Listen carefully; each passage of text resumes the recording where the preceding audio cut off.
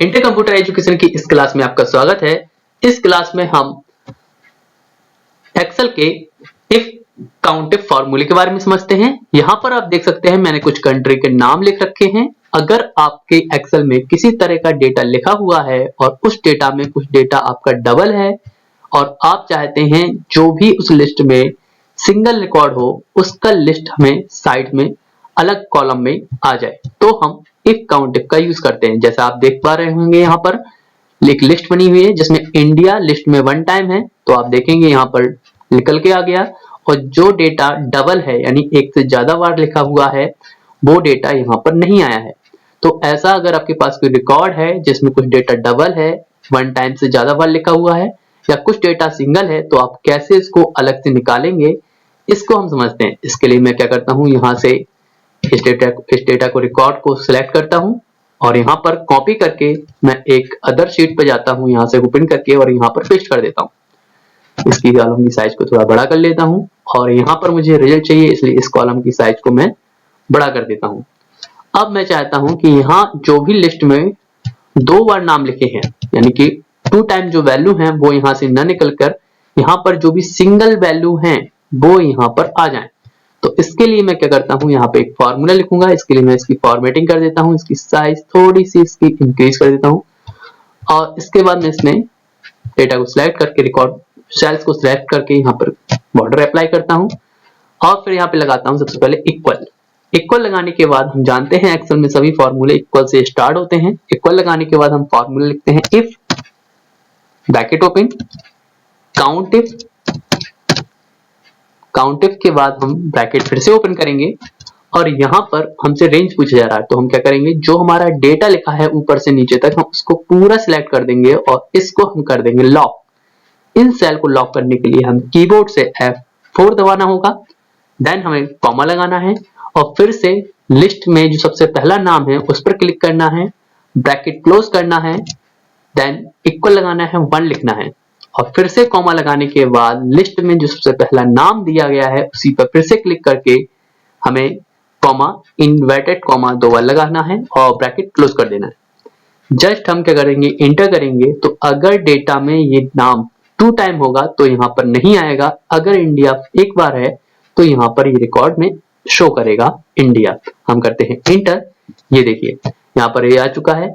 हम अब नीचे तक ड्रैग कर देते हैं, जो रिकॉर्ड डबल होंगे वो नहीं आएंगे और जो सिंगल होंगे वो हमारे सामने आंसर्स का आ जाएगा। इसकी मैं साइज इसकी साइज मैं थोड़ा सा छोटा कर देता हूं जिससे कि आपको क्लियर दिखाई दे। ये देखिए आप देख पा रहे होंगे कि यहाँ पर इंडिया 1 टाइम है इसलिए यहाँ पे इंडिया निकल के आ गया है। जापान भी लिस्ट में फर्स्ट टाइम है तो ये 1 टाइम, और जो डेटा इसमें डुप्लीकेट है यानी कि सेम डेटा 1 टाइम से ज्यादा है वो यहाँ पर शो नहीं होगा। इसका हम यूज कर सकते हैं इस तरह से।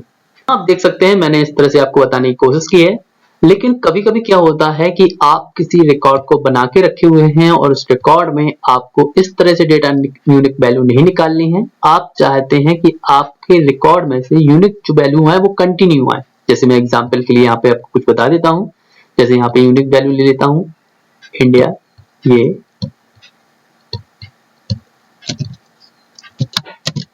ये देखिए आप यहाँ पर देख सकते हैं कि मैंने जब इस फॉर्मूले का यूज किया तो इसका नाम, इंडिया का नाम उसी के सामने आ रहा है। फर्स्ट इसमें डबल है इसलिए इसके सामने खाली सेल आ रहा है और जापान फिर सिंगल है तो आ गया है, न्यूजीलैंड फिर सिंगल है इसलिए आ गया और फिर ये दोनों कंट्री फिर से डबल है इसलिए यहाँ पर नहीं आया है। कभी कभी हमें क्या होता है जब हम किसी रिकॉर्ड को बनाते हैं और उस रिकॉर्ड में हम चाहते हैं कि हमारा जो डेटा है जो यूनिक हो वो कंटिन्यू इस तरह से लिस्ट में आ जाए और जो डबल है वो ना आए। तो इसके लिए हम क्या करते हैं, इसके लिए हमें ये फॉर्मूला यूज नहीं करना पड़ेगा, इसके लिए हम दूसरा फॉर्मूला यूज करते हैं। यहाँ से क्या करता हूँ मैं डेटा को उठाकर यहाँ पर आप देखेंगे जैसे मेरा डेटा ऑलरेडी यहाँ पर है, मैं क्या करता हूँ यहाँ पर इसकी साइज को थोड़ा ग्रोथ कर लेता हूँ 26 के समथिंग और फिर इसकी रो को थोड़ा हाइट को चेंज करता हूँ साइज को। इसके बाद मैं क्या करता हूँ, यहाँ पर मुझे फॉर्मूला लगाना पड़ेगा जिससे कि मेरा जो भी डेटा उसमें डबल है वो ना आकर सिंगल रिकॉर्ड जो भी हो वो आए और कंडीशन ये है कि वो कंटिन्यू आए। तो हम क्या करेंगे, सबसे पहले इक्वल इफ एरर पे हम डबल क्लिक करेंगे, डबल क्लिक करके या फॉर्मूले को लिखने के बाद भी आप यूज कर सकते हैं। इसमें हम इंडेक्स लिखते हैं, इंडेक्स लिखने के बाद ब्रैकेट ओपन करते हैं। ब्रैकेट ओपन करने के बाद हमारी जो भी वैल्यू लिखी है ऊपर से नीचे तक हम उसको सभी को सिलेक्ट करके और सिलेक्ट करने के बाद अब हमें इसको लॉक करना रहेगा। लॉक करने के लिए हम कीबोर्ड से F4 प्रेस करते हैं तो हमारे जो भी सेल होगा वो एरिया सिलेक्ट होने पर, सिलेक्ट करने के बाद वो लॉक हो जाएगा। इसमें डॉलर का मार्क आता है लॉक होने पर।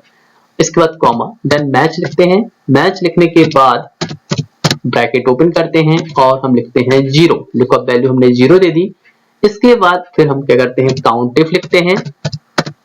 काउंट इफ लिखने के बाद हम ब्रैकेट ओपन करते हैं। ब्रैकेट ओपन करने के बाद आप देखेंगे मैंने ऊपर के एक सेल खाली रखा हुआ है, इस पर क्लिक करेंगे। इस पर क्लिक करने के बाद रेशियो लगाते ही आप देखेंगे V1 यानी 2 टाइम लिखना है, लेकिन ध्यान रखिए इसमें जो पहला V1 है उस पर क्लिक करके हमें इसको लॉक करना रहेगा।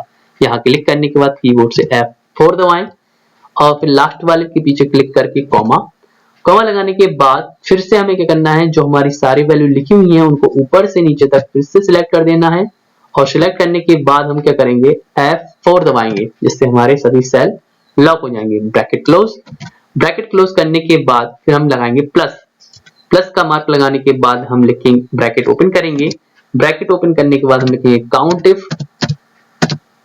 इफ लगाने के बाद ब्रैकेट फिर से ओपन करेंगे। इसके बाद हम फिर से सभी वैल्यू को ऊपर से नीचे तक सिलेक्ट करेंगे और इनको फिर से लॉक कर देंगे। लॉक करने के लिए हम कीबोर्ड से F4 दबाएंगे, फिर कॉमा लगाएंगे और फिर से हमें सभी वैल्यू को सिलेक्ट करना रहेगा।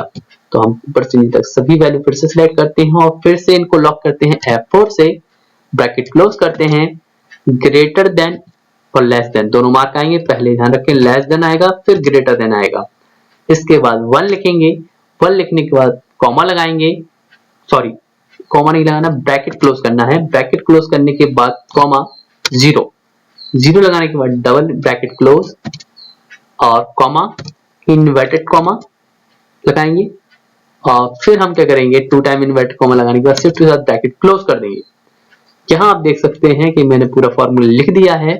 अब एक चीज ध्यान रखें कि इसको लिखने के बाद आपको इंटर नहीं दबाना है, खाली कीबोर्ड से आपको 3 की का यूज करना पड़ेगा, कंट्रोल शिफ्ट प्लस इंटर। जैसे ही आप कंट्रोल शिफ्ट प्लस इंटर दबाएंगे तो हमारी पहली वैल्यू इंडिया फर्स्ट टाइम लिखी है लिस्ट में, इसलिए यहाँ पर इंडिया आ जाएगा। Control shift plus inter. यहाँ पे बता रहे कुछ मिस्टेक हो गया है, करते हैं यहाँ पर, सॉरी हाँ, काउंट इफ के बाद हमने 0 और काउंट इफ के बीच में कॉमा नहीं लगाया है। अब करते हैं कंट्रोल शिफ्ट प्लस इंटर और आप देखेंगे यहाँ पर इंडिया आ गया है। हम इसको करते हैं ड्रैग नीचे तक और जो वैल्यू लिस्ट में फर्स्ट टाइम होगी, ये देखिए इसकी साइज मैं थोड़ा सा छोटा कर देता हूँ। यहाँ आप देख सकते हैं जो लिस्ट में 1 टाइम वैल्यू है वो निकल कर आ गई हैं और इस बार कंटिन्यू वैल्यू निकल कर आई हैं। तो आप चाहें तो इस तरह से भी यूज कर सकते हैं।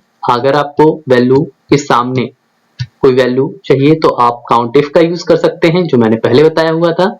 अगर आप चाहते हैं कि आपको वैल्यू कंटिन्यू चाहिए, आपके बीच में किसी भी सेल में स्पेस ना आए, जो वैल्यू एक बार लिखी है उनकी लिस्ट कंटिन्यू बनकर आए, तो आप इस फॉर्मूले का यूज करके इस तरह से लिस्ट निकाल सकते हैं। फिलहाल इस वीडियो में इतना ही। अगर आपको किसी तरह का डाउट है तो कमेंट कीजिए, मैं कोशिश करूंगा जो आपने पूछा हुआ है मैं उसके बारे में आंसर दे सकूं।